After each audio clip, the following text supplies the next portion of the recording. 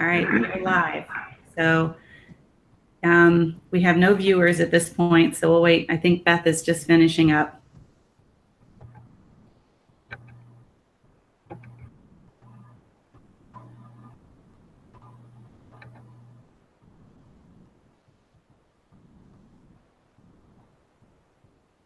I'm going to send you all our link.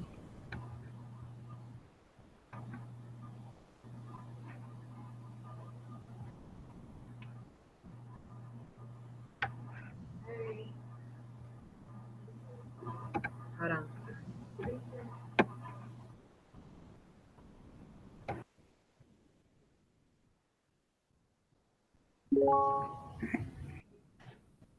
That should be our live link. I just sent you. So that's just what we would send people if they wanted to see our presentation? Yes. And that's what people will be using to log in when it gets started. All right.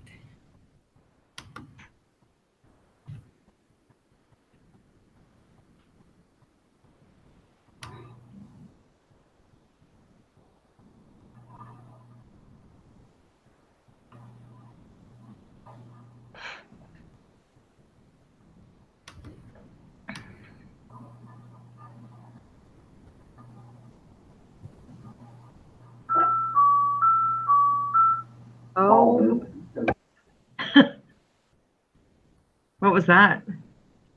that was my principal making an announcement. Just tried to mute it real quick.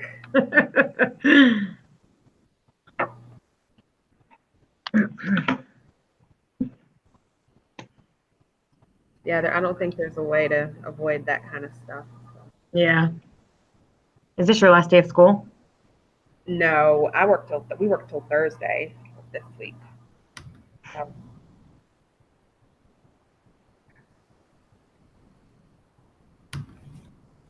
hoping he doesn't make another announcement. I'm gonna just mute the microphone just in case. You're gonna what? I was gonna mute the microphone just in case he makes other announcements because you can hear it overhead. Yeah. So I'm still watching. No, I'm worried that we might have a couple of kids. We've got summer school going on. Somewhere the kids are going to be like, so I need to talk to you about a class. Not right now. Like my custodian just came in here and she was talking to me. I'm like, no. What are you doing? So yeah, I'm gonna mute.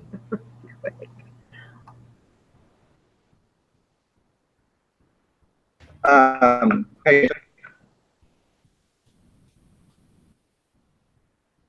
Tanisha. Oh, she is muted. You're muted. Yep, I can hear you though. What's up? Okay. Do you want me to leave that slide on where they can kind of the get to know you slide?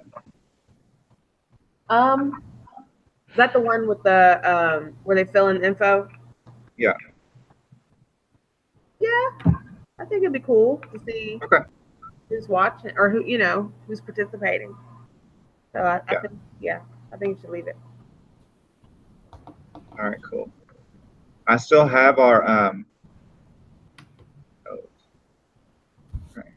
I still have our last one, and Kelly is the first person from Taylor Mill Elementary is the first person that commented. Oh, that's cool. That's funny. Yeah.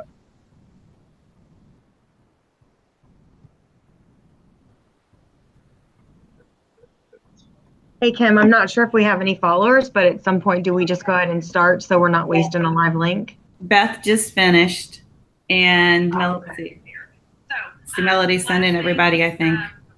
Gotcha. By the way, those leader teams know that we're running behind, so don't worry, you're not missing out. They'll wait on us to finish, give you a quick minute to get logged on to that next link and start in those. So speaking of the agenda, you can go to this bit.ly, KY Go Digital Virtual. You got sent that in an email. That is your go-to resource for the day. That's where you're going to see all of the sessions. That's where all the YouTube two live links are going to be. I think that since you're here right now, you're probably rocking it. Just to give you a quick overview of the day, this morning, those connected share groups, those are divided up by roles. So you're going to be sharing and connecting with a team of leaders that share your role in education. So we're super excited about those. Lunchtime, surprisingly, it's on your own. We will not be eating together today, guys. At this point, so 11:30 to 12:30, make sure your brain gets food, and then be back and tune into us at 12:30 for our afternoon keynote. This Casey Bell with Shake of Learning. She's gonna rock it out for us this afternoon. And then our PM share and create sessions, those are a little bit different. Those are divided up by digital tools. So you can kind of peruse those and see which ones you want to join in there. So that's kind of what's going on with all of that. And I just want to leave you with one thought. This is our first ever digital. We're already kind of working out some kinks, so I appreciate you all being patient with all that. But we're flying closer to the sun today, guys. And when we pitched this idea, and there were things like, well, how does virtual PD work? How do you know people will actually join in? If people actually learn that way, how will this? How? Well, the answer to how is yes. Think about it. We've got 30 Kentucky Ed Tech leaders collaborating. We have over 500 Kentucky educators who've agreed to fly closer with us today. 2 national authors who are keynoting. I think all that adds up to one huge yes. By the way, all this is free. Did I mention that? So really want to start getting you all pumped up, share your learning and your selfies on KY Go Digital, and you all enjoy your AM connected career sessions, and I'll see you back at 12:30 for our afternoon keynote.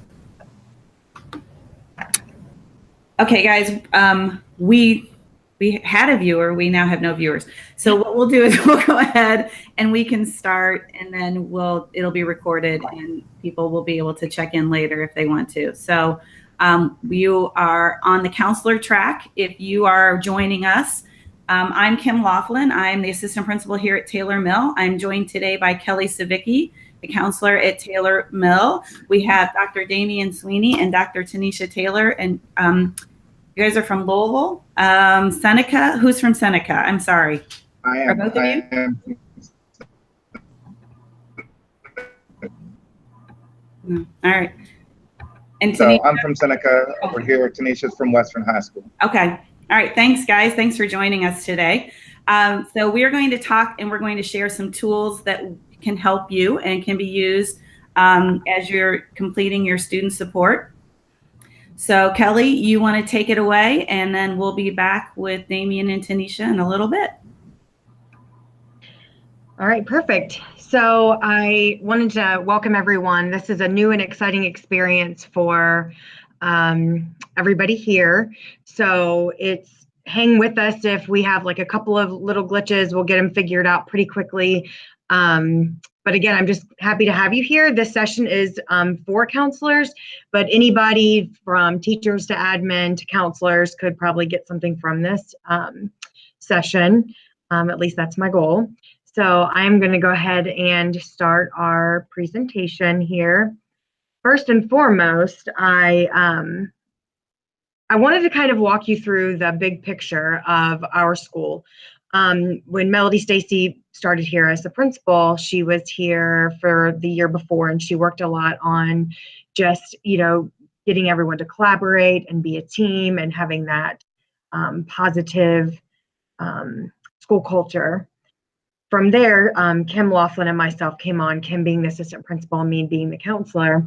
And what we wanted to do is just kind of get some consistent procedures in place for our school. And so if you look here at the presentation, one of the first things that we did was overhaul our major and minor referrals.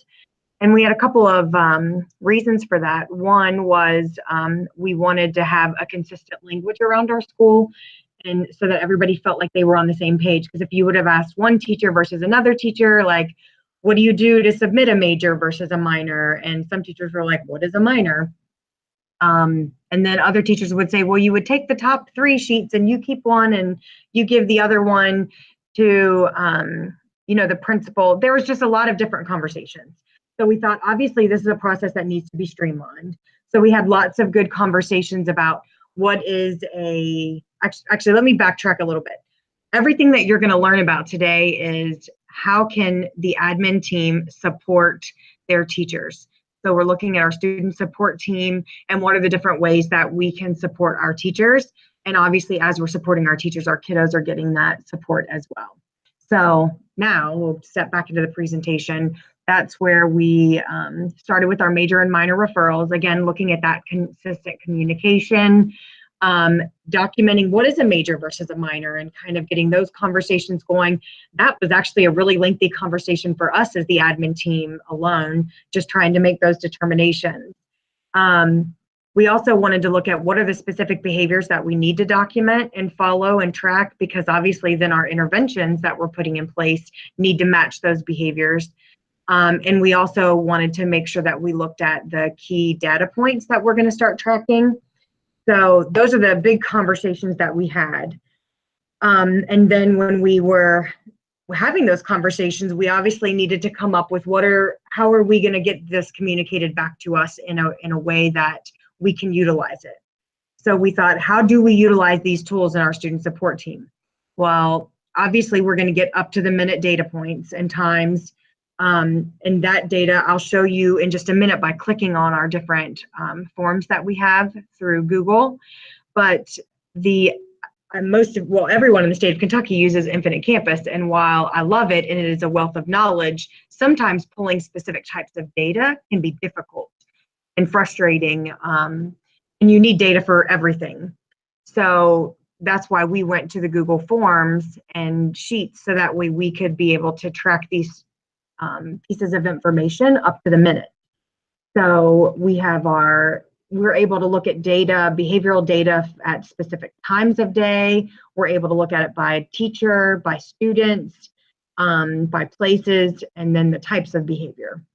The other thing that these tools help us do is that you can interpret it for any type of way that you want to look at it. So if we are in our PBIS team meeting, then we can pull up our Google Forms and our sheets from our forms, and we can look at the big pictures. We can look at, what are the heavy locations in our school? What are the heavy times in our school? And we can also look at,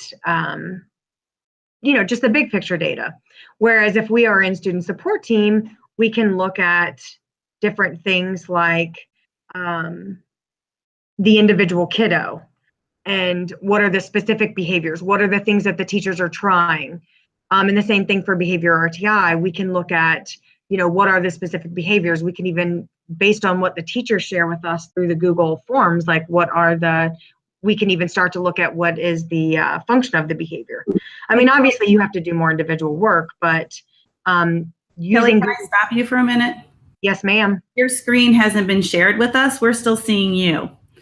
So if you want to go back and share your screen somehow, check on that, because I know you've got some good information on there. Yeah, well, the good thing is I've just been talking and I haven't started clicking. Go. Uh-oh, there it is. So, well, the good thing is I haven't really clicked on any documents yet. So you haven't missed anything. So hopefully that helps. Kim, can you see me or my screen? I can see your screen now. Thanks. All right, perfect. So this has just basically been summarizing what I've been talking about. But again, the reason why we went to Google Forms and ultimately Sheets is because we wanted teachers to be able to have, to be able to give us this information, and then utilizing it as a student support team, a PBIS team, and behavior RTI, we wanted to be able to utilize that data pretty quickly. So what I'm going to do is I'm going to click on the individual forms. I'm going to, you can click on them as well. These are dummy forms, so you're not going to be linked to any information to our school. So if you have that presentation in front of you, but if not, this is how we set up our form. If you go back to that email that Melody Stacy sent to you, you'll have access to this presentation. And if you actually want to just copy these, you would be able to copy these and just tweak them to the information that you want. So these are our minor referrals. These are referrals where a child's behavior they've gone down the clip chart, and at a certain point now it needs to be documented because they haven't been able to, tweak their behavior, and the teachers are able to still track this as minors because they've had to engage with them multiple times throughout the day. So we just do things like student's first name, their last name, their grade level, who's completing the report, what is the date of the incident, time, location. Again, this is that good PBIS data. And we call it minor incident number because after they've had so many minor referrals, on the fourth one, then it'll become a major referral. These are the different types of referrals. This is where that conversation as an admin team came about, like what is a type of minor referral? And then the teachers have this opportunity to describe the incident. And then what was their consequence? This is another thing, and this is a work in progress, our consequences, because we want to obviously make sure that reteaching is a key part of that. Conferencing with students, we wanted to make sure that it wasn't just like, this is a discipline and you have a behavior, therefore you get a consequence. We wanted it so we're still continuing those conversations as an admin team. And again, the date of parent contact, because that was a big thing this year with our teachers, is making sure that not only are you contacting the parents, but then you're documenting it, because the parents need to know when their children are acting up. So that was a big push that we had this year. And in the PLP tab, we wanted to make sure that the teachers had entered it in there. So then they would hit submit. Once they hit submit, it would email them saying, yes, you submitted your minor referral. If we go back to our slide, the other type, and I will actually, I'm going to show you this major, and then I'm going to go in and show you the kind of data that we get from that. So the major referral, if you click on here, it's the same thing, except for it's the grade level, who's submitting, the date, time, location, same as before, the reason for the referral. And obviously this one is getting, the reason for the referral is getting a lot lengthier here, just because, the major referrals, we had to make it match the infinite campus types, but also still make sure that it stayed true to elementary. So these are all the different types of behaviors, the describing of the incident, and then the parent has a contacted. And some people are probably, your first question might be like, well, if they're submitting a major, then how does it get into infinite campus? What we do here is the teachers submit a major referral, and what will happen is once I hit submit as a teacher, I get an email saying, thank you so much for submitting this. The administration have been informed of this and will handle this situation promptly. What also happens is we get an email, myself, Miss Stacy, and Miss Laughlin, all three of us will also get an email, and that says, hey, there's been a major referral submitted. So it's nice that it's sent to our email, because we have different devices that let us know that we've got an email, and so we can click on it quickly and determine, is this something that needs to be responded to this second, or just as soon as we can get to it. But the other good thing about that is, there are lots of situations when it comes to behavior that tend to be in that like gray area, and it's like, is this a major, is it a minor? And even though as a school that's something that we are working diligently to have these conversations as a staff, it still there are still behaviors that fall in that gray area. So by a teacher submitting this major referral, the administration team can then follow up with the situation and all of the students involved. And then at that point, it might be like, absolutely, this is a major referral.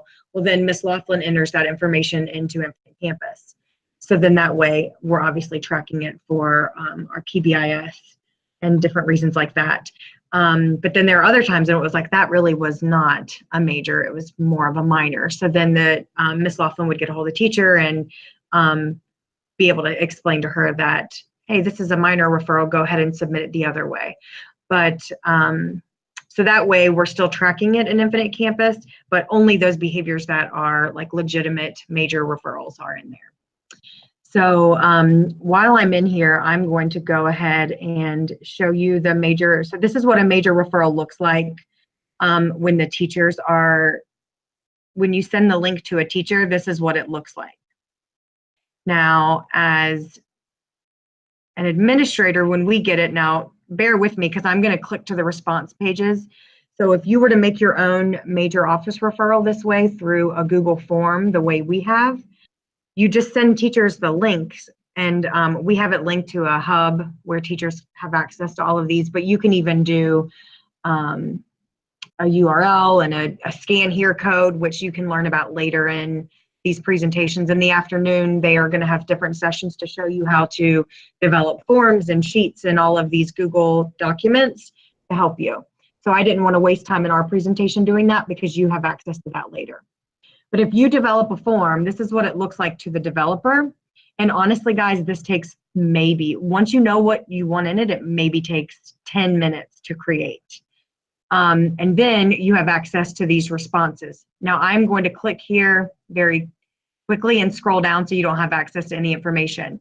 But once you develop this, when you get the responses, you click on the response button, and then you have access to all of this data. And we have some screenshots later, so I wanted to just make sure that you were able to see how quickly and at the literally the edge of your fingertips all of this information is. And if we were to get another major referral today, it would just add that information to it. So you don't have to do anything extra, it just automatically updates any new information. So at time of incident, and we'll show you all of these later, but I just wanted to show you quickly all the types of data. The next thing that you would do if you wanted to look at it as a sheet and manipulate this data, which is what we do a lot for behavior RTI and student support, we click here on this little T. Now, as you've noticed, I've blacked out any information that might give you school, pertinent information to individual children or teachers. But so when you look at this form here, and you have these responses, and you have access to all of this information, that gives you all that PBIS information. But by clicking this button right here, then it gives you this data. So we use this data to track our behavior RTI. Again, you can go in and play with this data the same way you would an Excel document. So you just click here on the filter, and how do you want to filter it? I can just look at first grade, or I can look at all of the grades by clicking on them. But again, a lot of times this is when we're looking at specifics, so we would just want to look at one grade. And then what I can do is I can sort this data by time. So I would sort it A to Z and hit OK, and then it's going to, or by date, and it'll go, and we can look at it in chunks of time. You can actually look at the specific time of incident, the location, so we can say, in first grade, I know the teachers tend to complain a lot about the playground. Well, let's just look and see if the data supports that. And if it does, then that tells us that, well, here we've got these different types of data, but it looks like the majority are coming from the classroom and not really the playground. So then that's an easy one. Then that drives the conversation with that team saying, oh, well, if you're feeling like there are a lot of issues, maybe it's that you need to spread out more or review the rules. But if there really are legitimate issues on the playground, then maybe that's when the admin needs to come in and talk to the classes. So again, like this is just the different ways that you can share this information. Ms. Laughlin, is there anything else you think I need to share from this screen? That you can sort it. So let me undo my video, sorry. One of the things that I like about it is that you can unsort it. So if, or you can sort it. So if you're looking for how many referrals a student has had, or did you just say this, Kelly? I'm sorry, in a specific area, specific time, it really helps. It's really helped for us to be able to gather data, especially when you think about the PBIS reports that we have to do. I was very easily to get all of that organized and added into the PBIS report that went at the end of the year. And it also helps us when we're working with the students as well to say, I can say, hey, dude, it's been since September. So I know this isn't a recurring issue. Let's see what we can do to get it together. It's almost the end of the year, that kind of thing. Or I keep seeing you in here for the same issues. So that's been a helpful, because the evidence is right there for them. I agree. Yeah, I'm going to go back to the slide now. So the good thing is you can utilize this data for anything. One of the things is that people are concerned about when they ask me with Google Forms and Google Slides and Google Docs and everything, they're like, well, I don't want everybody to have access to this information. And we don't either. So the good thing is when you have these, you can share the link with whoever you want to share it with. And so right now, the only people that have access to this data are myself, Melody, and Kim. So only our admin team has access to this data. So you can share the actual form where people give you data. So when I say the form, I'm talking about this. So this form you can share with anybody that you want by sending it in an email or giving them access to the code. But the only people that have access to the actual data, that is our admin team. And that's why I love using these Google Forms, is that it's so easy for a teacher, because I remember when I was a teacher, I didn't want to go in and, write out this lengthy form or go in and submit. This one is so quick, it's just clicking buttons. The longest thing that a teacher has to type is the description of the incident. So again, it makes it really easy for our staff to submit the forms, and then it makes it easy for us as administrators to have that data, so that way we can utilize that data however we deem necessary. And again, when we go back to the slideshow, these forms that we have, these forms literally drive our PBIS conversations, our student support team conversations, and our behavior RTI. So these forms are really helpful, and they legitimately took like 10 minutes to create. Now, I won't lie, the conversations that we had before we developed them were lengthy and meaty and detailed, because we wanted to make sure that we were on the same page. And when you're rolling something like this out, you don't want to keep changing it and changing it and changing it. You want to try to send it out in its best form the first time. So we had a lot of good conversations that way. Kelly, can I interrupt you a minute with that? Mm-hmm. There have been some questions on YouTube about the forms, and I think I've updated them, and all the links should work. If they see that they aren't working, just add something in the comment section, and I'll keep working on it for you. Perfect. So the two forms that we've shared so far are the minor form and the major form. Again, our minor form is, we have access to that data, but that's just for teachers to track their behaviors. The major is what we utilize to then put into Infinite Campus. Hold on. The next form that I want to show you is a positive referral form. We did this because we wanted to make sure that teachers have a way to give kudos to kids too. Hold on. So when I click on our positive form, there it goes. So this is our positive referral. And what we do here is anytime a kid does something positive, and this can be your grandiose items, like this kid stood up for another kid that somebody was picking on, or it could be that this kid has showed up to school 5 days this week. If it's an attendance kiddo that we really want to build them up. And it can even be something as small as he did his very best work all through the morning block. So every kid needs to be given kudos and for different reasons. And that way, this form makes it easy for teachers to give a positive, even if it's just like, hey, he smiled all day today, all the way up to the big things like, again, somebody spilled their tray and they, didn't hesitate and got up and cleaned it up with them, or they stood up when another kid was being picked on. So what this form looks like is the positive referral. It's just the student name, their grade, and who's submitting, and then the reason for the positive referral. Again, if you're a teacher, this is so quick for you to fill out. I'll show you what it actually looks like to them. That you just have to type in quickly. The beautiful part about this is when they hit submit, we've set it up to where it gets sent to Miss Laughlin and Miss Stacy. And what they do is at the end of the day, they will call the kids down and call home and say, hey, mom, dad, grandma, grandpa, whoever is the guardian, I just wanted to call and let you know that your child did such an amazing thing today, and your teacher was so proud of them that they needed to make sure that we let you know how proud we are.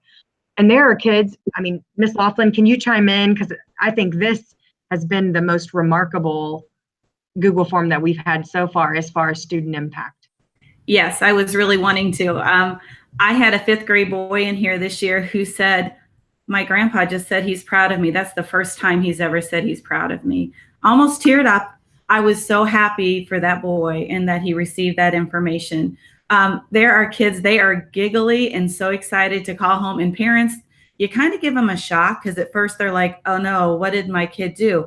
And then when they find out what their child did, they are so happy and so excited and just praise their child so much for their efforts and their hard work, which is, I don't know, it's heartwarming. It's really a great thing. So the positive referrals are absolutely my favorite ever. And I'm going to share also, well, I won't share that, but we have, with all of our referral forms, anytime we have a Taylor Mill hub where we have access to all of these documents, but teachers can also have access. What Kim does is each month, she updates the majors, the minors, and the positive referrals.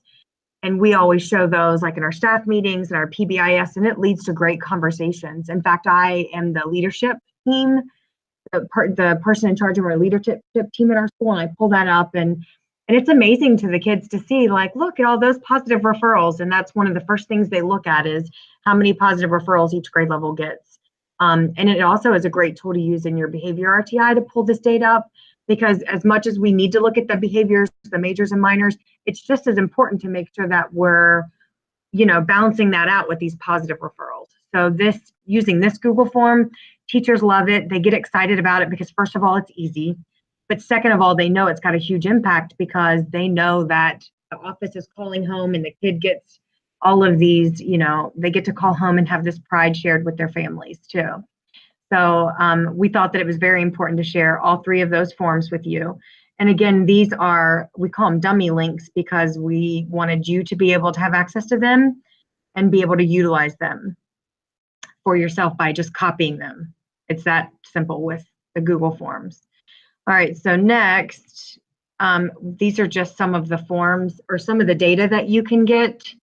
So you can look at how many this is all the information from our major referrals. So this is how many major referrals that each grade level turned in this year. As you can tell, there are 2 grades that we put a lot of support with this year. But even like halfway through the year, we were able to look at this data and kind of see where that trend line was going, so we know where to give that support to. The method of parent contact, I think nowadays there's so many different tools that our teachers can use. And if you see here, a lot of it's through email, a lot of it's through phone, and some of it's through mail, which we're happy about that 42% through phone, because obviously we want to use digital tools when we can. But, as an admin staff, we talked about one of the important, like utilizing this data, that we want to see the red go up a little bit more, or even like face-to-face meetings, because it's important to have that relationship with parents. And sometimes it gets really easy to just send a quick email. So that's going to be one of the things that we work on as a staff this year is, making those phone calls about behavior more personal. The location of the incident, this is phenomenal that you can get this quick information just by clicking on one button. And these are the types of consequences that were given: a call to parent, our stop and think sheets, which we are going to utilize these more next year because it's all about reflection. I love that reteach is one of our higher ones because I believe in behavior that it's all about reteaching and giving kids the opportunity to learn what is the better, like what is the way that I should have responded. Because sometimes kids just don't even have that in their toolbox. Obviously, conferencing with students and then special seating assignment. So another way that we utilize Google to drive our student support is we wanted to make sure that everybody has a voice, and we know that Positive referrals are great because they give the teacher the opportunity to give a shout out for the kiddo. We know that the major and minors are must-haves because we have to track that behavior. But then there are lots of other gray areas when it comes to student needs. And Damien and Tanisha will talk about these forms later also. So I'll quickly show you ours, but they will go into more detail about these in their presentation. But one of the most important things about using Google Forms in this way is that it provides a voice for everyone. And that means every teacher has a voice. Every person that works into our school has this resource for them. So even if it's a cafeteria monitor or a maintenance man, because everybody has eyes on our kiddos and they might see something sticking out that someone else missed. And it also gives a voice for those kids that aren't acting up or that they aren't, it's not even like a major need, but it's a minor need that needs to be filled. So that's where we have our student support team referral. And to me, this is one of the most valuable tools that we have in our school. So I'm going to show you that as I'm talking. If you click on this form, the beautiful thing about this form is that it covers everything. So the way we use this is our student support team meets. We met bi-weekly this year. Next year we're going to meet weekly, and the student support team focuses on behaviors, attendance, but it also focuses on all that in between. And so this referral is for teachers and any other staff member that has a concern about a kiddo. So again, it's got your basic information, your student name, the date, the grade level, the homeroom teacher, have the parent or guardian been contacted? And this is a big one because sometimes people, they have a concern about a kiddo, but if you haven't called home first, it's important to give families that opportunity to fix it or to be a part of that and helping that progress. These are all of the areas that teachers can share with us the concerns that they have for a kiddo. So it ranges from academic to social, and a lot of times, in fact, when I would start a group for counseling, I would say, hey guys, is there anybody that is sticking out to you? They're like, hey, Mr. Vicky, go back to that student support team referral. And I'm like, oh my gosh, you're right. It's at my fingertips. I know what concerns that teachers have about kiddos. So this literally drove my decisions for what types of small groups to have. And next year, I've already got an idea of these kiddos because, most of our kids will be here next year. So I already am utilizing this for planning my small groups for next year. Do they have specific behavior concerns? Is it specific health concerns? And this is where teachers would document things like, if you see down here for basic needs, because this is where our Frisky was in our student support team meetings. And, this gave her an idea of what type of support the kid needed.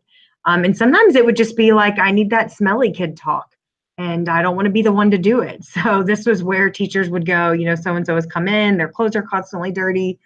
But we feel like we did a good job with this form because we covered all of the bases of what a teacher or another adult in a school's concern might be. And here we have that attendance, which as a student support team, we naturally look at attendance, but sometimes teachers catch those kids that, because if they're excused, sometimes those don't come up on our radar as a student support team as quickly. So our teachers did a great job of letting us know when a kid like, hey, this kid went from not missing any days to being tardy 6 days in a row or 6 days in the last 2 weeks. And so that was a beautiful way for them to give us a heads up and start doing some preventative work instead of letting it get out of hand. They could also request a home visit. And at times that myself and the Frisky would go, but it could also be the teacher and the Frisky, just whatever the teacher kind of wanted. This is what I love, describing your interventions you've tried. And at first, some teachers were a little bit defensive about this, like, well, you think we haven't done anything.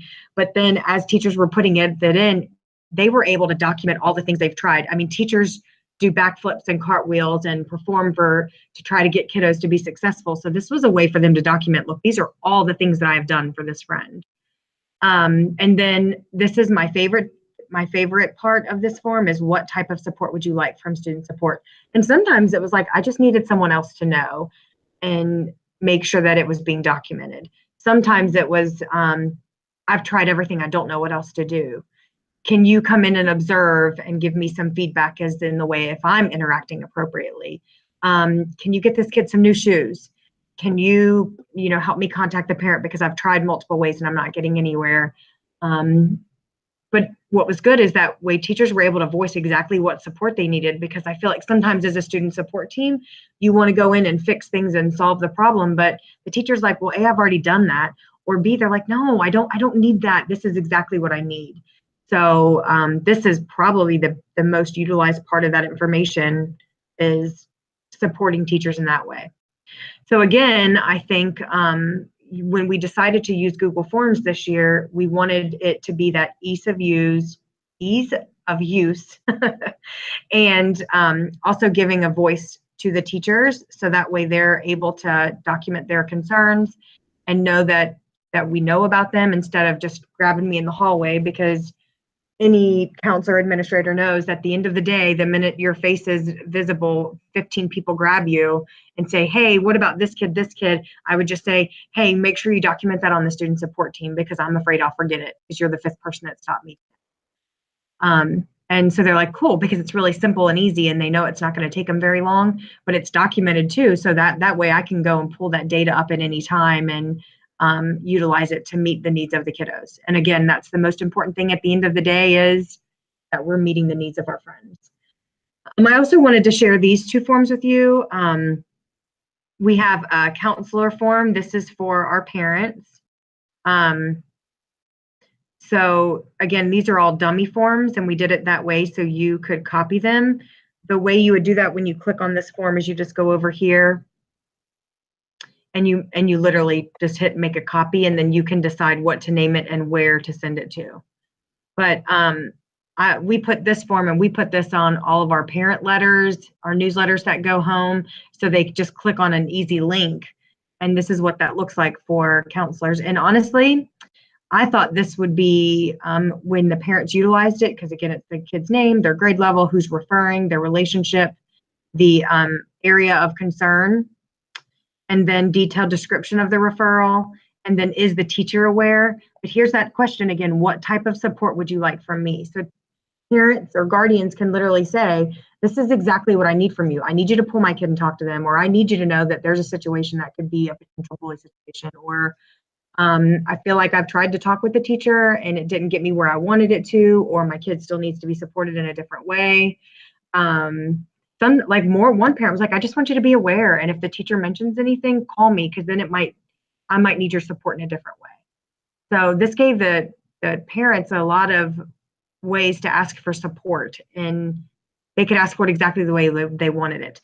The other one is the teacher aware of this, because sometimes parents come in and share with us, and then the teacher has no clue. And so, and then I love this one, level of priority. Do I just need to get to this sometime this week, in the next day or two, follow up with my child as soon as possible, or again, just wanted you to be aware. I have to say that most of them had this high because of course parents obviously feel like their problem is, extreme and high, but honestly, most of the times when they click that, it really was an incident that I needed to give the child support pretty quickly. But I loved this because again, I can document it, but parents have that voice. So now with all of the different types of forms we have with our majors, our minors, our positives, our student support team referrals, and this, everybody has a voice. And it gives them the type of voice to share what support do they need. Because again, sometimes they just needed somebody to know. That's it. And then the last one is my counselor referral form. This one I kind of started to utilize closer to the end of the year, but this is something that I'm going to push out heavy next year, and it's going to be a code, that the URL code that all the kids are going to have on, like the scan code that they'll have, like our grades 3 through 5 are 1-to-1. So I'm even going to share it that way so they can have a quick access to, basically I need to see the counselor form.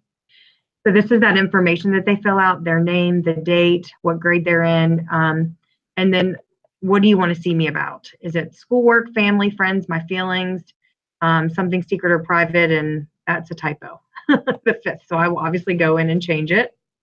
And if you see here that this is a required question, when you're developing these forms, you can make all of the questions required or just some of them. So like on the student support team referral form, they didn't have to fill in all that information because they might only need support in the academic area. So that's what I love about the Google Forms is you can determine that they can't submit a form until they've put certain information in, and that's why the star is here. But again, it also gives you the opportunity to not have them answer every question because they might not need to answer everything. I love this one. Is it a small problem or a big problem? And then if it's a small problem, what have you tried? And then, so this is this form. I've actually added more to it since then, but it's just like, when I see you, like, what is the best time to see you? Is it at lunch? Is it at recess? Because some kids don't want to be pulled from recess, whereas other kids, they would prefer you pull them from them there than to pull them from their lunchtime with their friends. So again, this is, these are all the different forms that we use this year. And the most important thing with all of these is that everybody in our school now has a voice, and it's at the tip of their fingers. It's a quick and easy way to have this form. But then most importantly, we have access to all this data as well as the admin team. So we can utilize it to reflect and see if we're supporting things appropriately. Are tiered interventions working? Are they meeting the needs of kids? So these simple forms that took minutes to create have done such a powerful job of giving everyone a voice. Have I mentioned that already? And also giving us, the administrative team, the opportunity to reflect and utilize that data to make good decisions. And finally, this was Kim Laughlin's. Sometimes you can use data, you can use something other than data. You know you're a teacher when you can tell that it's a full moon just by the behavior of the children. And I'm sure at some point we have all said that this year, that it's a full moon because these kiddos are losing their loving minds. So at this point, that was the end of our presentation. And I'm going to go ahead and quit sharing my screen.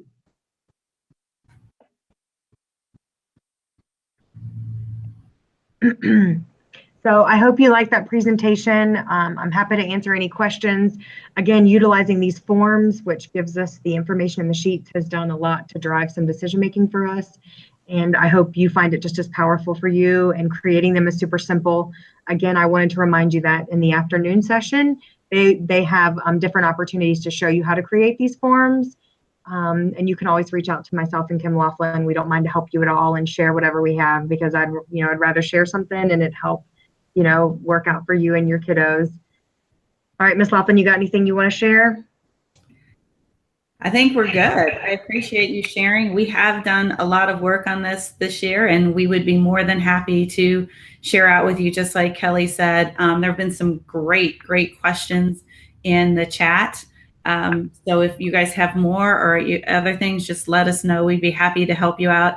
I think this afternoon in some of the sessions, if you're less comfortable with Google tools, some of the sessions this afternoon will really be able to help you understand more about using sheets and forms and other parts of Google. So I think right now we're going to turn it over to Damien and Tanisha if they are ready to go. I don't know if I hope they're hearing. There we go. All right. Damien is ready. So good morning. We'll turn it over to you two to continue on, and so just take it away. All right.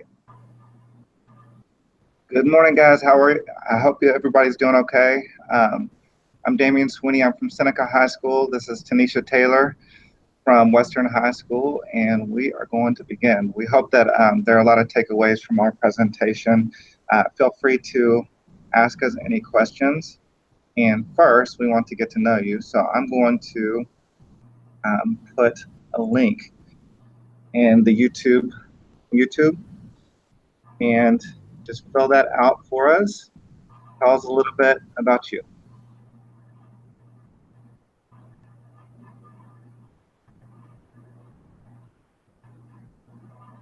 Damien, make sure, I didn't know if your screen sharing was on because I don't see the slide. That's what I was just getting ready to say too. I'm not seeing anything. Okay.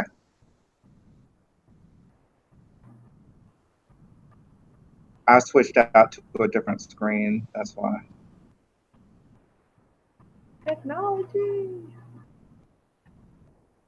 Okay, can you see me now? Not yet. Still seeing you. Yeah. Of course, it worked before. Right. That's always what happens. Yes. All right. Try one more time. Trying to put a link into the Google Drive, but it's not working, so that's okay. Well, anyway, I'm going to go ahead and share our screen, and hopefully you can see that here in just a sec. There we go. Something's happening. Okay, can you see the screen now? Yes. Yes. Awesome. Okay. All right. So again, Damien Sweeney, Seneca, Tanisha from Western. We're from JCPS. We'd like to get you guys to collaborate here. Let me try. It wasn't working for me to cut and paste this into the YouTube link. I'm going to try one more time. If not, we'll have to skip this little part.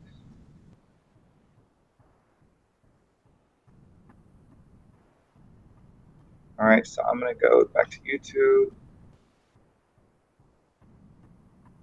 Yep, it's not going to work. If you can just tell us your name, school, and district, and then what you hope to learn today, that would be helpful. And you can just put that into the YouTube, for us. And then we'll try and address your concerns. Like I said, I think it's really important to get to know one another. I think it builds community and helps us kind of, know one another. So, all right. So we're going to get going here while you guys are typing that in. The topics that we're going to address today, we want you to know how to use QR codes and URL shorteners. We want to talk quite a bit about Drive, Forms and Sheets, and then Google Classroom. Then we're also going to discuss Remind 101, which is another way that you can kind of stay connected to your students and make sure that you're connected to parents as well outside of school. So those are some things that we're going to discuss this morning. Okay. So if we go to our Google URL shortener. So what you're going to see from us is we're going to show you how we give a lot of information out to kids, right? And we don't necessarily want kids to type in huge links. So we will often put our bigger links in here, make them very simple so that if a kid needs to type them into their phone or whatnot, it's quite easy to do. Okay, so Google URL shortener. Many of you guys have heard of this, but that's just one simple way to create more access for kids as well. Okay, so our QR codes, we do that here. So when I want kids to be able to get to me and just scan a code with their phone, a lot of our kids, we're high school, so a lot of our kids are on Snapchat. We'll put a link into here, and then we'll posterize our school with these QR codes where kids can share information with us. They can make appointments. They can tell us about different concerns anonymously if they need to, all kinds of things. But this is something that we use often. Share information with us. They can make appointments. They can tell us about different concerns. Tanisha, you might need to keep your microphone off until you're ready to talk. We're getting some feedback. Sorry. Share information with us. Okay. So we're going to go ahead, and Tanisha's going to talk to you a little bit about this. And Tanisha, before you go, I'm going to turn my mic off real quick. And before you guys both go, we have Amanda, we have Roxanne, we have Nick, we have Ann joining us from all over. We've got Kenton County, Jefferson County, Meade County. So I think there's some more because it says that we have 11 viewers, but those are the 4 we've heard some from. Oh, you've got the screen. Look at you. Go. Yes, and from Kenton County, my CAP partner, which is we do counselor and assistant principals. My CAP partner just went to a training there, and she can't stop talking about Kenton County and how amazing that training was. So, All right, so Tanisha, you go ahead. All right. Hi, everyone. Actually went to that Kenton County training as well. I was up there and it was awesome. So most of you probably already know how to set up your Google Drive, or you've done this previously. If not, it's very easy to do. Here in Jefferson County, we have our emails are linked to Google. So anytime we log in with our emails to our Google account, we can pull up all of our Google apps. So first, I would suggest that you use your staff email and try that first when you're creating a Google account, because your school district may have a link with Google, which will allow you to access more apps than if you just use your Gmail. Some apps do not work, like Classroom, and there's a couple other ones that don't work if you use your Gmail account. So your students also should have access to Google, all the Google apps, using their student email address. I find that it's very difficult at times when they use any other email address like a Gmail or something else to access Google Documents or Google Apps. So encourage them to use their district, school, or student email address when they're accessing items on Google as well. So when you create a Google account, it will give you access to all apps, all applications. So Google Drive's pretty easy to use. That is the main kind of hub where everything you create and use will be stored. So it's one of the main apps that I love, and everything I do I put on Google Drive now. So I use it actually more than OneDrive. So you can create sheets, documents, forms, slides. You can link assignments from Google Classroom to your Google Drive, and they can be uploaded and downloaded from there.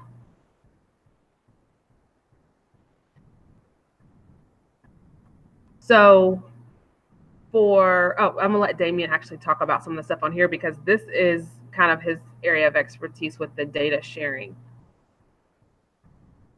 All right. So, so we use this all the time. If you look at this sheet over here, the Seneca Counselor Appointments, we put this up everywhere. It's in every single classroom at our school. It's in the restrooms. It's in the cafeteria. Kids can make appointments with any counselor that they need to at any time. And as you can see, they can go to the link that's here, or they can go to the QR code. So once they do this, they're going to get here. This is my Google form, and kids are going to put, their name in. They're going to put their grade, the reason why they want to discuss the meeting. We call our teachers champions. So sometimes our teachers will make appointments for kids that they know need to see us or that they have concerns about. Just like the presenters before, we've got an emergency part. And then the most important thing here, just because we all wear so many hats and there's so much going on, is we make sure that they understand, like, this is not, as soon as you submit this, we get dinged and we're going to be at your door, magically. So we make sure that they understand that it could take a day or two to catch up with them. So that's the Seneca one. That's mine. Let's see here. And let's see. Got Westerns on here. This is Tanisha's. And it's pretty Go ahead. Yeah. So same kind of thing. But for for each council, we kind of do things our own way. So that's important. And then when we talk about getting data from appointments, so this is what I get.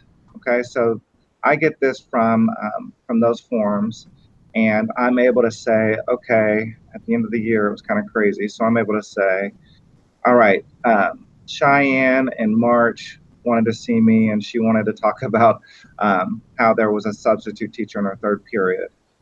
As I meet with students, kids are able to say, I want to talk about getting some summer school classes, or I need a bus back home, etc. So I'm able to, so kids are able to sign up for appointments, and I'm able to kind of address their needs and prepare for their needs before they come in here, before I call them down. All right. We also do red, yellow, green data. So this was something, this is really, really important for, I think, for all counselors. As we move to a data-driven field of work, I think it's really, really important to be able to show your stakeholders that you are using data to drive your decisions. So as you can imagine, I'm at a priority school, and graduation rate is something that's absolutely huge for us.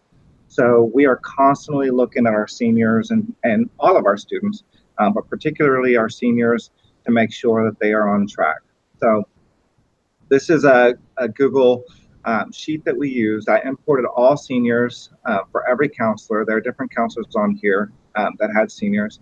And then we're going through and we're saying, okay, if you look over here, green, kids on track, they're right on track to graduate. Yellow, they're borderline. If they do a little bit more, they can graduate. Red, it's not looking good. Blue, they already graduated in 2017. Purple, they were a dropout, or blue, dark blue, they're going to Jefferson County High School, so they're going to do online schooling. So you can look at this and see that we are constantly tracking our seniors. We're constantly looking at them, and we're constantly trying to figure out how we can support them, right? So towards the end of the year, not only did we red, yellow, green throughout the year, but towards the end, we also had some interventions, and we looked at their first period teacher, so where we could send notes, and then how we could support them in different ways. We also talked about, what subjects they're struggling in, and then we tried to find ways to support those classes, support them with their struggling classes by finding different teachers that might be able to help them out in that intervention. Okay, so that's something that we do. Something else that we do through Google Drive is we do team presentations. So I have different folks on my team. As I said before, I'm a senior counselor. Ms. Byrne is our CART, so she's our college access resource teacher. And then Mr. Roulan is another senior champion, senior counselor. So we will create presentations for our seniors together. And while we're creating these, we can be creating these and typing on these slides at the exact same time to create a presentation that we believe will help our kids. Okay, so that's another way that you can kind of collaborate through Google. All right, and then keeping up with what kids need to recover. So I've got that. Let's see here. Here, so Edgenuity is something that is another way for us to help kids get back on track. So it's an online platform, and what we'll do is when a kid fails a class, we'll put that class in here so that our transition center teachers know exactly what class that kid needs to be enrolled in on Edgenuity, and we'll try and get them help that way as well. All right. So Tanisha, I'm gonna let you talk about Google Classroom. Alrighty. I'm gonna mute real quick. One sec.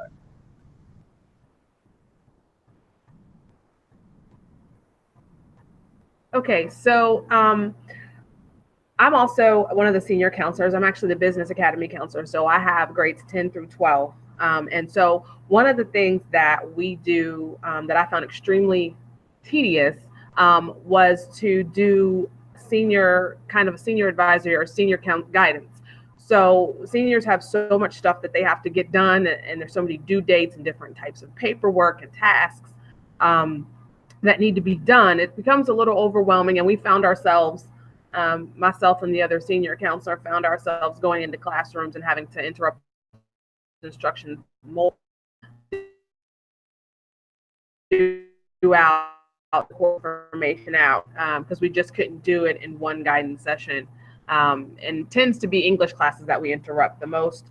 And so it became problematic in that sense. So I was trying to figure out a way to streamline this process and still have students be able to get all the information they need and submit all the paperwork that they had to get done prior to graduation without having to constantly interrupt instruction. So what I came up with was to put some of the, or all of the tasks virtually on Google Classroom. And so what this looks like is set up, if you go into Google Classroom, which is one of the apps that you have access to, you can set up classes or and assignments. So this is our training module, so you won't see any students listed in here, but you can see the assignments or tasks that we have started to set up. So the first thing that we make our seniors do is set up their email account, or student email account, because a lot of them don't want to use their JCPS email, or they don't even know they have one. So we require them to go in, log in, and make sure it works and that they are able to use it, because all information from this Google Classroom will be submitted or sent to that email address. They will have to use that one, not their personal email. And so that's one of the first tasks they have to do. I'm going to back up 2 steps by saying that each of the tasks has a due date. And for us, there were 4 cycles of tasks that the seniors had to complete. And for them, we refer to this whole process as senior assessment or senior graduation assessment. They know that this is a requirement for them to complete all these tasks by the date that it's due. And if tasks are not completed by prior to graduation, counselors will not clear them or sign off on them to graduate on time. So they have to get this stuff done in order to be cleared for graduation. So going back to the cycles, there's 4 cycles. So there's 4 separate due dates for tasks. The first cycle is due October the 1st. And that is the first few tasks you see here, Damien scrolling. The first one is JCPS student email and getting that set up. I talked a little bit about that. The next task, I believe, is setting up, it says cap and gown order, but I believe the next one they actually have to do is that their Fsa Id. So their Fsa Id, which is required for to fill out their FAFSA application. And so that is also due by October 1st. We also have an assignment for diploma name. So how the student wants their name to appear on their diploma. Some students want their middle initials, some students want their full name. So we have that task set up here for them to complete by October the 1st also. And then their parchment account. Parchment is what a lot of high schools now are using. It's a third-party vendor that we use to submit transcripts to colleges, universities, military, and employers. And so students have to order all transcripts through Parchment. We don't print transcripts and send them off manually. That's kind of a thing of the past. So they have to have their Parchment account set up. That was probably the most tedious task that we had to do with seniors, because a lot of them didn't do it, or they forgot to do it, or they didn't listen to the guidance lesson, or they weren't there that day, so they didn't remember how to do it. So this task was phenomenal in that we were able to set it up with all the instructions and attachments, and even the presentation that we used for guidance we can upload to here so they can watch it as a video and understand how to set up their Parchment and what it's for.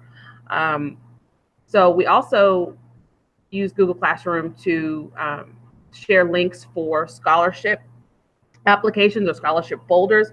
Here at Western, our senior scholarship folder is electronic. It's a Google Drive folder. So we upload all scholarship applications and information to that folder, and they're separated by category. So we have academic scholarships, there are nonprofit organization scholarships, so on, and community-based scholarships, so on and so forth. And students can access that folder throughout the year and apply for whatever it is they need. If they need paper copies, we can provide those for them, but most of the copies of scholarship applications they can fill out electronically. So that was really helpful. So we kind of got rid of our scholarship bulletin board, which we had, which was completely impossible to keep up with the number of scholarships that we received. So let's see, what else? Oh, we also have college application fee waiver forms. Since we are a priority school as well, all of our kids are on free and reduced lunch. Most of them, I would say 95% of our kids are free and reduced lunch. And so they qualify for college application fee waivers. Now, these fee waivers are NACAC fee waivers. So they are applicable to all in-state schools, colleges, and universities. However, they do not work, we found, for some out-of-state colleges and universities. So they won't accept the fee waivers. In that case, the student would have to pay the college application fee at cost. So, but your in-state schools will accept these fee waivers. And so that it was a tedious process too, because students wanted to fill out a fee waiver for every single college they applied for. If they're applying for 5 or 6, that becomes tedious. So what we did was we created one form, a general form for all the college application a college application fee waiver, a general one that did not have a school listed at the top. So it could be sent to anywhere, which actually worked better. And that's what that form, that task is right there on the screen. So the cycle 2 task, I'm not going to go through all of those, but the deadline for that is December 1st. And then cycle 3 deadline is February 1st. And then the last cycle, which includes ILP, the student transition survey that's required here by JCPS, and some other survey type things, last minute documents, are due April 1st. So all tasks, if they haven't been completed by the cycle deadline, which is the goal, have to be completed by April 1st in order to be cleared for graduation by your counselor. And so we're able to go in to Google Classroom and we're able to see which students have turned in assignments and which haven't, because they actually have to submit a document each time they complete a task. So even if the task is something they have to do online, they still have to fill out some sort of paper or Google form or something that says, hey, I filled this out and just submitted it, so that we can verify that. So any student that has not completed their task by the deadline, we contact them directly, or we pull them in our office, or we send them a note, a reminder, a text, an email, and say, hey, you have not done A, B, and C. You've passed. You've missed the deadline. Make sure you get this done ASAP, so on and so forth. Again, which keeps us from having to go back into classrooms multiple times to pull kids or remind kids, or do another lesson on another task. So I know it's a lot of information I just kind of threw out all at once. But we also, Damien, do you want to talk about Remind, or did you want me to do that? We kind of both tag team a lot of this stuff, so. You go ahead, you're fine. All right, so the Remind text messaging system, a lot of teachers are already familiar, and counselors may be familiar with this. I used it a lot in the classroom as a teacher, but we use it to text we'll use it for each grade level, but I use it with my seniors the most. And this is how I communicate with them back and forth about whatever. So Remind is kind of an anonymous text message system. Anonymous meaning that you can't see the student's number once they enroll, because they're all worried about, you have my phone number? I don't want you to have my phone number. So, and I explained to them, I can't see your phone number. I can only see your name once you enroll. And so we're able to look at students' information and able to see, Damien, make sure you like shift that over, because you got some student and staff names, but showing. But we're able to send them messages about graduation practice, cap and gown orders, and things like that. And so it was really helpful towards the end of the year this year, because students were texting constantly asking about, when is graduation practice, and oh, I forgot to order this, or I didn't receive this, and so on and so forth. So we were constantly texting back and forth with students about how to do things towards the end of the year. At the beginning of the year, they didn't use it so much, but at the end of the year, it was extremely helpful. We can also send out scholarship information. Whenever I receive a new scholarship or multiple scholarships, I send out a text and say, hey, I got these 3 new scholarships today. They're in the folder. Go ahead and go check them out and apply now. The deadline is blah, blah, blah. So that was really helpful, because again, I constantly am receiving scholarship information from everywhere. And so rather than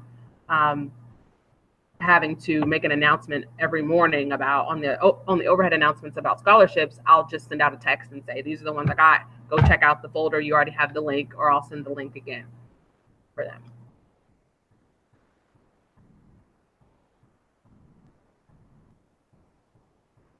Okay.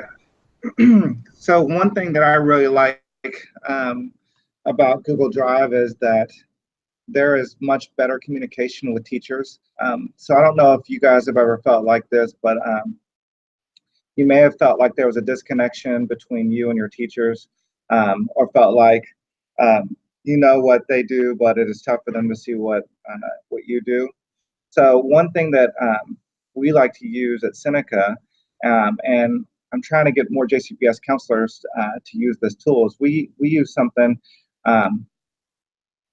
we call it the Hawk Watch Club, right? So we're the Seneca Red Hawks, and I am in charge of the arts and sciences community. So my community will have meetings after school once every 3 or 4 weeks, and in those meetings we'll go over academic data, right? So we'll say, okay, this person is struggling or this person is doing well. If this person is struggling, what are some things that you see that I might be able to do as a classroom teacher? So this is what that looks like. Give me 1 second. Okay, so again, you don't see any last names here, but we'll have the name of the scholar, and teachers can actually, they're the ones inputting this, the names on the Google Sheet for the entire community to see. And then they'll say, okay, I have a concern about Jonathan. My concern is that he often curses, doesn't pay attention to the cell phone policy. Sometimes he's off task, and sometimes he argues with teachers. So an attempted intervention is we'll give him progressive discipline. We'll talk to his parents often. But just beware, and this is again for everybody to see, beware that sometimes his mother can be a little bit confrontational. So then my CAP partner and I will respond. So this one was an awesomeness scholar. We call our ECE scholars awesome. We call that academy like our awesomeness academy. So we referred that to that CAP team. If you look down in that column, you'll be able to see some of the different things that we did as a CAP team. Other teachers or myself will go in and put what works, right? So it works for us to use him as a classroom aid, or to give him some rewards. All right, so that's something that kind of we use in our school to see what's going on with kids, address different concerns, really wrap our arms around them, come at them from different angles and different perspectives. We'll use what works for different teachers instead of consistently banging our head up against the wall, trying the same old things that just don't work. So this is a great way for us to kind of collaborate with teachers, and for teachers to feel like we're right there with them. And we hear their concerns and we're addressing them as a CAP team, as a counselor and assistant principal team. All right, I wanted to finish with something that was a little bit different, right? So we've been talking about all this tech, but something that we started this year at Seneca, and I had some kids come up to me and they said, we've got different issues that we want to discuss about school, about the community, about our state, and about everything that's going on in our country. And we just really want to have a platform and a voice to address those concerns and to talk about it. So they asked me to sponsor a club. And after a lot of different names, we came up with calling it the Stay Well Club. So this club met weekly, and we started off with about 6 members and ended with about 23. And it was just different kids that again, wanted to have a voice, wanted to be able to talk about different issues.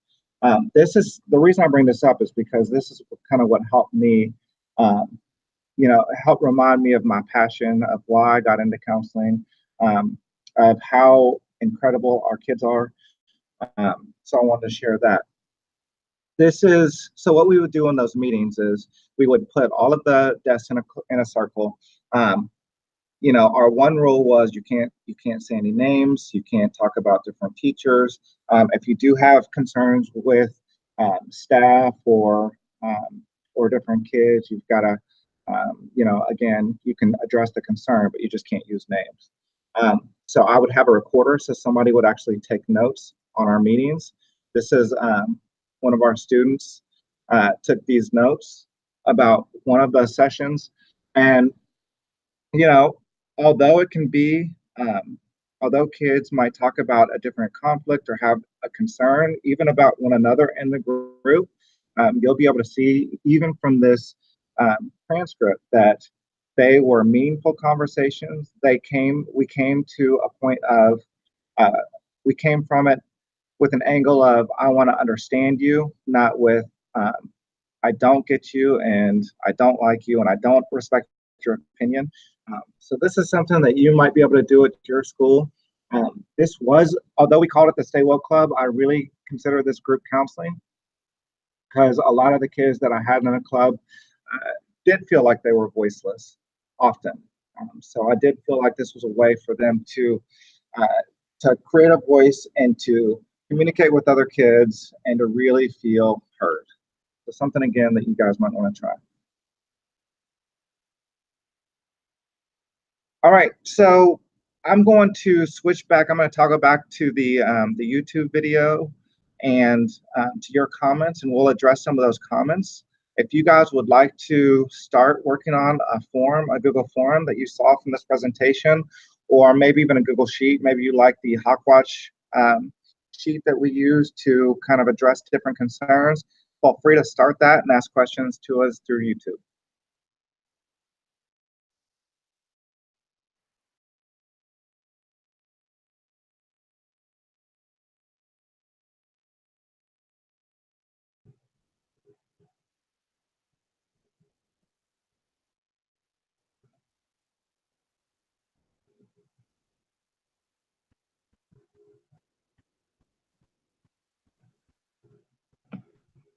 Okay.